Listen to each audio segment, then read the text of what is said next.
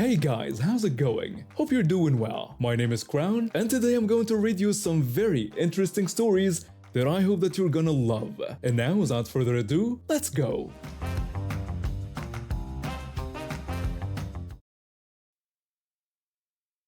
Some background. My family lives on a large piece of land that my parents bought specifically to have privacy. We have a long driveway that connects to the main road, but our house sits far back from everything else. My parents always wanted space from neighbors after having bad experiences in the past.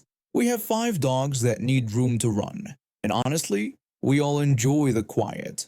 The problem was that over the past year, the brush around our house had gotten really out of control. With the pandemic keeping everyone home, my parents decided it was finally time to clear it all up. We rented a bush hog and planned to spend the weekend cleaning up the property. Yesterday, we were about 3 hours into clearing brush. I was using the weed eater while my brother and dad were hauling cut branches to our fire pit. My mom was supervising the burn, making sure everything was safe.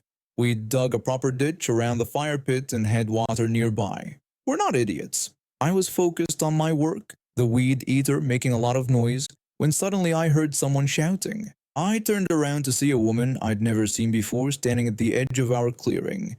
The woman started yelling about how we were murdering nature. I turned off the weed eater, confused about who this person was and how she got onto our property. When I asked her what she meant, she just repeated her accusation that we were murdering nature. I explained that we were just cleaning up our property because of the pandemic and told her to leave since we were practicing social distancing. That's when she noticed our burn pile, and her eyes got huge. She started screaming about how we were trying to turn our property into Australia. I quickly explained that we had dug a ditch around the fire and were taking all necessary precautions. What happened next was crazy. This woman spotted a shovel leaning against a tree near her. She grabbed it and actually charged at me with it raised. Before I could even react, my brother tackled her to the ground, yelling at her never to touch me and calling her a jerk. The woman immediately started screaming about assault and demanding someone help her, claiming what my brother did was illegal. My mom told my brother to get off of the woman, calling her a witch. My brother got up but made sure to take the shovel away from her first. Then he walked back to continue working at the burn pile about 40 feet away.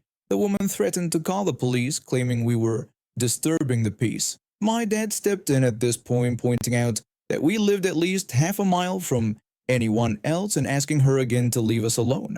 This argument continued for about 20 minutes. She refused to leave our property and kept threatening to call the police. Eventually, my dad told her to go ahead and call them since we weren't doing anything wrong. When the police finally arrived, the woman claimed that we had kidnapped her and tried to burn her. My brother shouted from the burn pile that she was lying, calling her a witch again, and pointing out that she had come onto our property uninvited. He directed their attention to her car, which was parked at the edge of our land. The first police officer seemed tired of the situation already and simply told the woman to leave. She refused, insisting that we were breaking the law and demanding that all of us be arrested. The second officer pointed out that nothing we were doing was illegal since we were on our own property. Getting desperate, the woman then accused us of trying to grape her too. The first officer asked my dad if we had security cameras, and my dad confirmed that we did have them because of our 5 dogs. When the officer asked to see the footage, the woman confidently stated that the video would prove my brother had assaulted her, pointing at him accusingly. My dad took one of the officers to our security system, while the other stayed with the woman. About 15 minutes later, the officer returned with handcuffs, instructing the woman to put her hands behind her back. They arrested her for trespassing, filing a false police report, and attempted assault with a shovel. The whole time they were putting her in the police car, she was screaming about how we were destroying the environment and that she was going to sue everyone.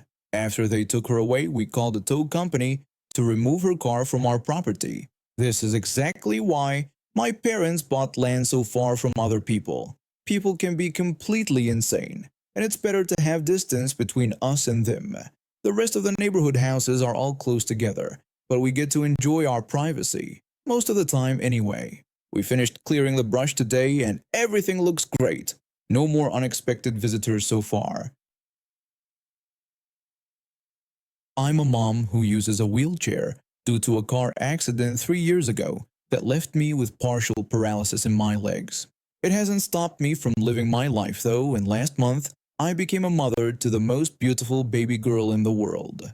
My husband and I had been trying for a baby for years before my accident, and we almost gave up hope afterward. The pregnancy itself was challenging. Lots of doctor visits, special accommodations, and constant worry. But when I held my daughter for the first time, all those struggles melted away. She was perfect. Last week I decided to get out of the house while the weather was nice. My husband drove us to the shopping center, and I felt so happy just sitting outside in my wheelchair, holding my sleeping baby while he ran in to pick up a few things we needed. The sunshine felt amazing on my face after being cooped up at home during my recovery from childbirth. Everything was peaceful until I noticed a woman walking toward me with her child, who looked around 7 or 8 years old. The woman commented on how cute my baby was and asked if she could hold her. Before I could even respond, she literally reached down and snatched my baby from my arms. My heart stopped. She then immediately handed my newborn to her child. I frantically asked what she was doing and demanded she give my baby back. I started screaming and crying, reaching out desperately from my wheelchair. People nearby turned to look at what was happening. The woman responded in a casual tone that her child needed to learn how to hold a baby. The way she said it, like she was explaining why she borrowed a pen, made me feel physically ill. Her child looked uncomfortable, barely supporting my baby's head properly. I told her that even if her child did need to learn, it didn't give her the right to take my baby without permission. I pointed out that her child wasn't even interested in holding the baby and that babies aren't toys to be passed around. I was shaking with anger and fear. My baby started crying, which only made me more frantic. The woman told me not to be so dramatic, claiming they were just looking. She accused me of scaring my baby with all my screaming. I shot back that I wasn't the one scaring my baby. She had stolen my baby from my arms. I demanded she give her back immediately. Some shoppers had gone into the store to alert my husband, and suddenly I saw him sprinting toward us. My husband carefully took our baby from the woman's child and handed her back to me. I clutched her tightly, checking to make sure she was okay, while tears streamed down my face. My husband angrily questioned what she thought she was doing. The woman downplayed the situation, saying she was just letting her child hold the baby and claiming it wasn't a big deal. My husband responded that it was indeed a big deal since she took a baby from its mother without permission. He told her she wasn't going anywhere. The woman tried to walk away, but my husband blocked her path while calling the police on his phone. Several bystanders came forward and said they had witnessed the whole thing. The woman complained that the situation was ridiculous and denied stealing anything. My husband pointed out that she had literally taken a baby from a woman in a wheelchair who couldn't chase after her, calling it assault and attempted kidnapping. The police arrived in about 10 minutes, though it felt like hours. The woman kept insisting she'd done nothing wrong. But with multiple witnesses backing our story, the officers handcuffed her and started leading her to the police car. As they were taking her away, I felt a surge of courage. I told her I didn't understand what she was thinking when she snatched a stranger's baby. I explained that she should have asked for permission first and respected my boundaries. I described how her actions caused me distress and emphasized that it's never okay to take someone's baby without consent. I pointed out the safety issues. My baby could have had allergies or health conditions. I finished by telling her it was unfair to assume she could take my baby just because she wanted her child to learn how to hold one. The woman rolled her eyes as the officers put her in the back of the patrol car. Her child was taken by another officer to wait for a family member to pick them up. My husband came back to us, wrapping his arms around me and our baby. He asked if we were both okay, and I assured him we were now, thanking him for coming when he did. We later found out that the woman was charged with assault and attempted child abduction. Her defense was that she was just being friendly, but the judge didn't buy it. She ended up with community service and mandatory parenting classes. I still get anxious when strangers approach us in public. but I'm working on it. My husband rarely leaves my side now when we're out together with the baby. I'm just grateful that what could have been a tragedy ended with my baby safe in my arms, where she belongs.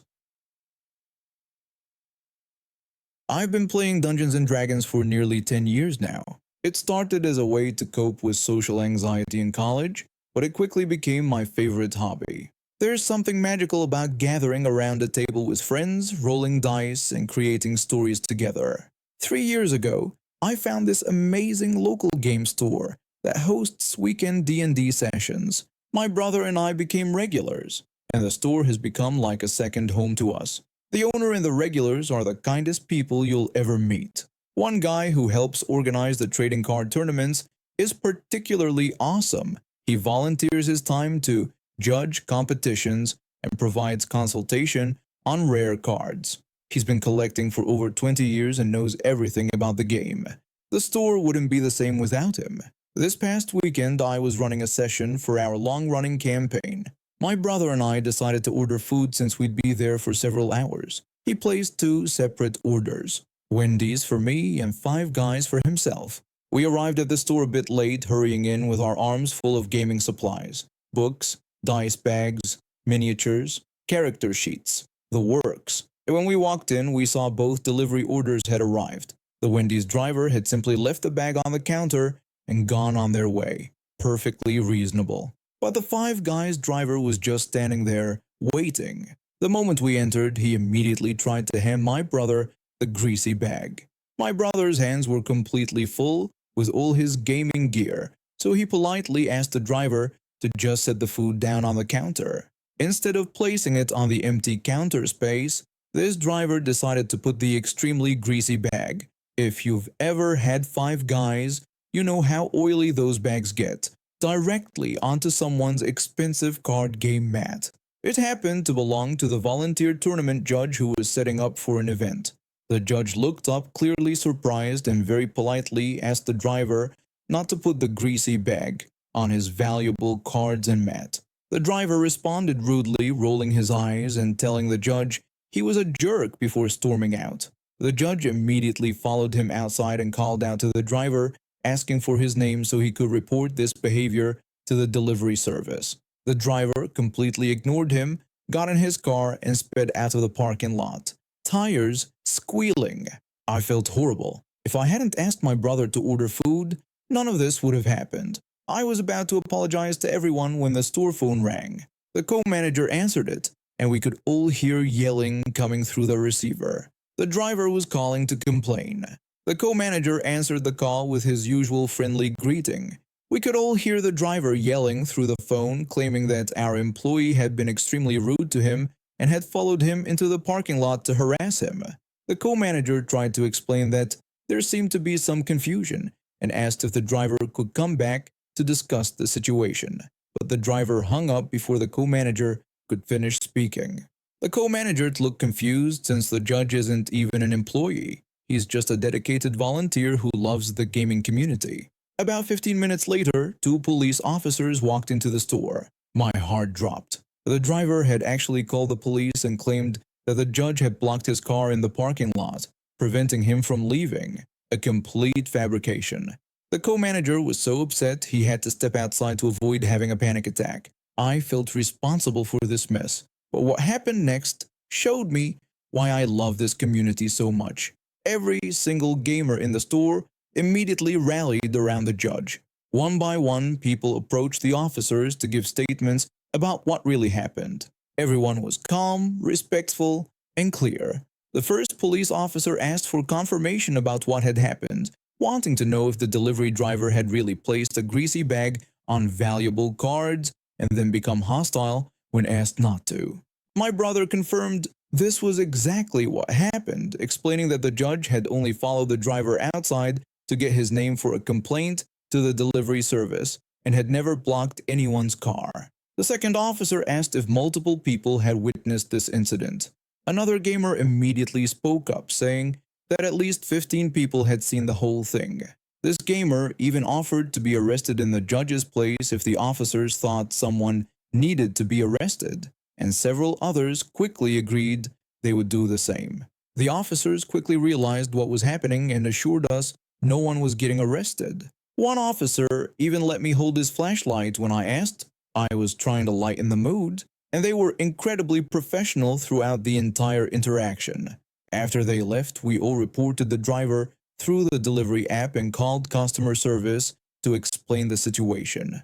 The representative assured us they would investigate the incident. It turned out one of our regular players works for the delivery company's regional office. After hearing about what happened, she promised to personally look into it. 2 days later, she confirmed the driver had been removed from the platform for filing a false police report and harassing customers. Also, the judge bought everyone pizza the following weekend to thank us for standing up for him. I've been working at this factory for about 8 months now. We make those little plastic plant markers you stick in the dirt to remember what you planted where. My job is pretty straightforward. I pull the finished products off the press, measure them to make sure they meet specifications, and stack them on pallets. The pallets then go to packaging where another team takes care of the rest. I got this job through a contracting agency when I needed work after moving to this small industrial town. The pay isn't amazing, but it's steady, and most of my co-workers are decent people. Most of them. There's this one press operator who drives me absolutely crazy.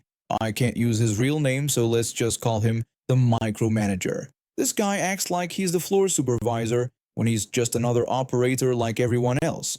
The difference is he's a permanent employee while I'm contracted through an agency. The micromanager has this annoying habit of coming over to my station and rearranging the bundles I've already stacked. He's constantly telling me how to do tiny, insignificant things that have zero impact on the final product.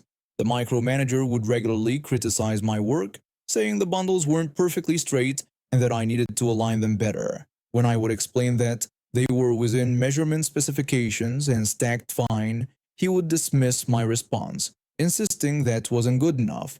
He would also comment that I was starting the stack from the wrong direction.